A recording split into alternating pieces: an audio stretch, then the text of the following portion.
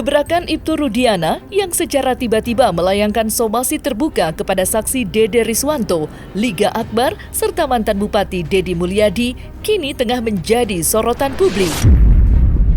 Menariknya, somasi terbuka tersebut langsung ditanggapi oleh beberapa pihak, mulai dari Dedi Mulyadi hingga pengacara Hotman Paris. Bak menyerang balik gebrakan Ibtu Rudiana. Mereka secara gamblang menantang Ibtu Rudiana untuk membuktikan jika memang terdapat manipulasi di dalam pengakuan saksi Dede. Untuk mengetahui beberapa tantangan yang diberikan, maka inilah 5 tantangan untuk Ibtu Rudiana versi Cumi Top 5.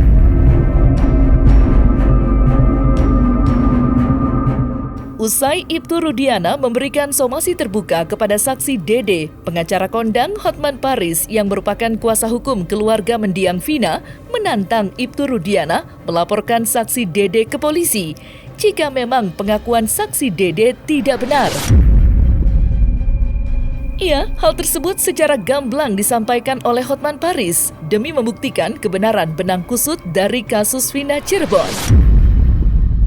Lantas, seperti apa tantangan Hotman Paris? Dan seperti apa pihak Ibtu Rudiana menanggapi hal tersebut?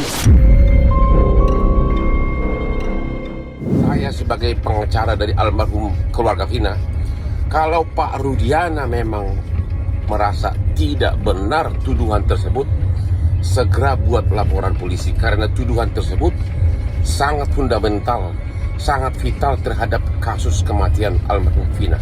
Okay? Tuduhan baru-baru ini dari Dede kepada Rudiana sangat vital terhadap kasus keseluruhan. Oke? Kalau itu benar, berarti Anda tahu jawabannya. Maka Pak Rudiana yang selama ini menjauh dari Hotman Paris, segera buat laporan polisi kalau Anda merasa tuduhan tersebut tidak benar. Jaga kehormatan seragam yang kau pakai. Jaga kehormatan institusimu.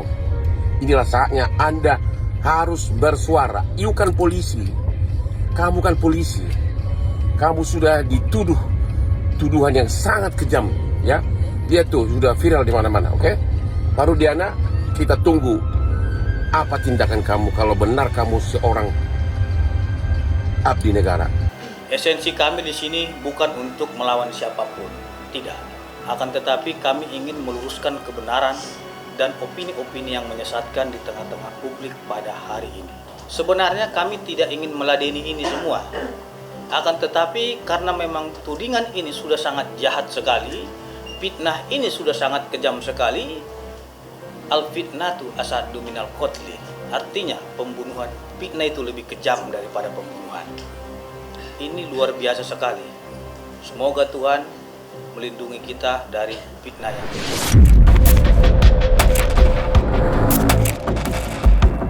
Selain menantang Ibtu Rudiana untuk melaporkan saksi Dede ke polisi, Hotman Paris juga menantang Ibtu Rudiana untuk melaporkan Dedi Mulyadi. Lantaran dalam somasi terbuka yang diberikan oleh Ibtu Rudiana, ia juga menyebut nama Dedi Mulyadi yang dinilai merugikan pihaknya. Lantas, apa alasan Hotman Paris menantang Ibtu Rudiana? Dan seperti apa respon Dedi Mulyadi yang turut disenggol oleh pihak Ibtu Rudiana? Kami peringatkan kepada saudara Dede, saudara Dedi Mulyadi, dan saudara Liga Akbar segera meminta maaf kepada Bapak Ibtu Rudiana karena saudara diduga telah menyebarkan fitnah dan mencemarkan nama baik serta melakukan penyebaran berita bohong. Halo, terlalu lama somasi. Dalam 2 kali 24 jam, kalau memang Rudiana merasa benar, segera buat laporan polisi terhadap setiap pihak yang terkait yang membuat tuduhan tersebut. Itu tinggal niat baik. Tidak perlu ada seorang yang punya kompetensi. Kalau dianggap saya yang dituakan, yang bisa mempertemukan semua, saya bersedia untuk mempertemukan semua pihak yang ingin mencari kebenaran dari kasus Vina. Bukan mencari siapa yang menang, siapa yang kalah. Ini bukan pertandingan.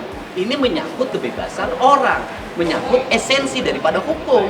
Hukum kan ingin mewujudkan tata kehidupan yang bisa melahirkan ketenangan, kesejahteraan, kedamaian hidup manusia. Jadi saya bersedia memfasilitasi siapapun yang ingin mencari kebenaran dari kasus Vina ini. Jadi saya katakan sekali lagi, kehadiran Dede semestinya disambut dengan kebahagiaan bagi Pak Rudiana, bahwa Pak Rudiana selama ini mendapat kesaksian yang tidak tepat, bahkan dikatakan diduga kesaksiannya palsu, sehingga nanti bisa negur Pak Rudiana sama AF, kamu ngebohong sama saya, dan kebohongan kamu itu telah merusak institusi di mana saya bekerja, di mana saya mengabdi, dan ini merepotkan seluruh warga Indonesia, merepotkan Pak Kapolri, merepotkan Pak Kabareskrim, merepotkan Pak Kapolda, merepotkan Pak Direskrim Polda Jabar, merepotkan para penyidik. Jadi saya, apabila ada ucapan saya yang mengganggu Pak Rudiana atau siapapun yang ada dalam tayangan yang saya sampaikan, saya minta maaf. Tetapi isi dari konten itu yang menerangkan tentang sebuah peristiwa itu dipertanggungjawabkan oleh yang menyampaikannya. Dan yang menyampaikannya sudah mengatakan kemarin bahwa saya bersedia untuk mengganti ketujuh terpidana itu masuk ke dalam penjara demi kebebasan mereka. Dari situ kita belajar bagaimana seorang kuli bangunan lulusan SMP memiliki sifat kesatria. Ibtu Rudiana diketahui tidak menerima pengakuan saksi Dede, bahkan ia memberikan somasi terbuka kepada saksi Dede. Hal tersebut lantas menimbulkan tanda tanya besar publik lantaran Ibtu Rudiana tidak membeberkan secara jelas atas dasar dan bukti apa ia melakukan itu semua. Alhasil, publik pun meminta Ibtu Rudiana membuktikan tuduhan manipulasi saksi Dede jika memang pengakuan saksi Dede tidak benar. Awal mulanya malam, Pak. Ayat menelpon saya dan mengajak saya ke Polres. Tanggal 2 September. Tanggal 2 September. Ya, malam hari. Sekitar jam 7-an. Saya antar lah, saya mikirnya kan Ayat orang rantauan, Pak. Karena nggak tahu daerah situ, saya antar ke Polres. Nah, setelah dalam Polres, saya tanya, mau ngapain di sini? Katanya, buat keterangan saksi anaknya Pak Rudiana yang meninggal. Nah, setelah itu saya tanya, emang mau ngapain kan? Kita tidak tahu peristiwa itu. Nah, udah katanya nanti saya arahin, saya ikutin apa kata saya, katanya. Dia bilang gitu. Nah, terus Pak Rudiana datang lah. Saya tanya Pak Rudiana juga, Pak Rudiana mau ngapain? Buat keterangan apa? Saksi anak saya meninggal. Nah, disitulah diceritakan. Saya nongkrong di warung. Kalau warung itu bener Pak, warung malam, hanya membeli rokok. Cuman ada segerombolan anak nongkrong, pelemparan batu, bambu, pengejaran, segerombolan motor ada di situ. Sebenarnya nggak ada, Pak. Sudah diceritakan sebelum masuk BAP, sudah diceritakan. Pada tanggal 29 Agustus 2016, beliau datang ke Polsek Talun dan melihat kondisi keadaan sepeda motornya kalau memang itu kecelakaan. Ternyata setelah dilihat beliau pada tanggal 29 Agustus 2016 di Polsek Talun, sepeda motor tersebut tidak rusak. Tidak rusak, sehingga semakin kuat kecurigaan dia. Yang pertama, anaknya sudah babak belur seperti itu meninggalnya. Yang kedua, sepeda motornya tidak rusak. Wajar dia mencari itu. Jangankan seorang anggota polisi, kita saja masyarakat, ya, kalau kita kehilangan anak kita ataupun saudara kita, keluarga kita, kita pasti akan mencari apa penyebab kematian daripada anak kita tersebut ataupun saudara kita tersebut. Pada pukul 14.00 WIB, beliau ke tempat lokasi kejadian yang katanya laka lantas. Kemudian bertemulah ia dengan Aib dan Dede, gitu. Jadi dia menanyakan apakah pernah melihat ada peristiwa pada tanggal 27 Agustus, ya, laka lantas di sini.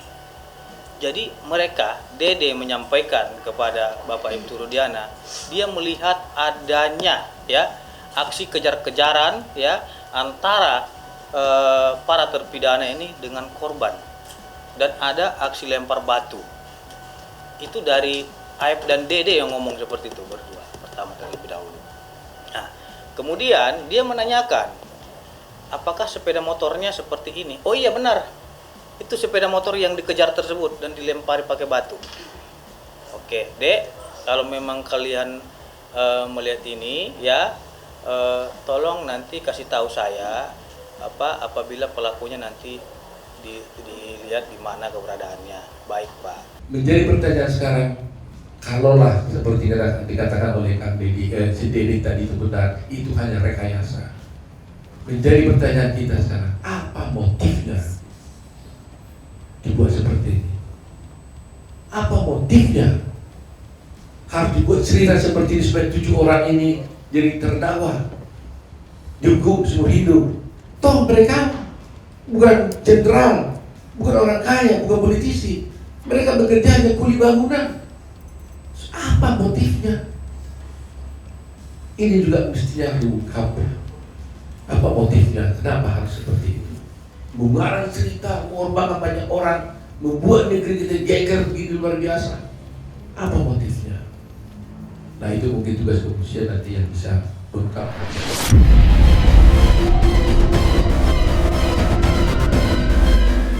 Mantan Bupati Purwakarta Dedi Mulyadi menantang Ibtu Rudiana untuk mencari saksi Aep jika memang Ibtu Rudiana tidak memberikan arahan keterangan palsu terhadap saksi Aep dan Dede. Lantas seperti apa tantangan Dedi Mulyadi untuk Ibtu Rudiana? Sebenarnya apa yang dinyatakan oleh Dede itu bisa menjadi kunci bagi Pak Rudiana.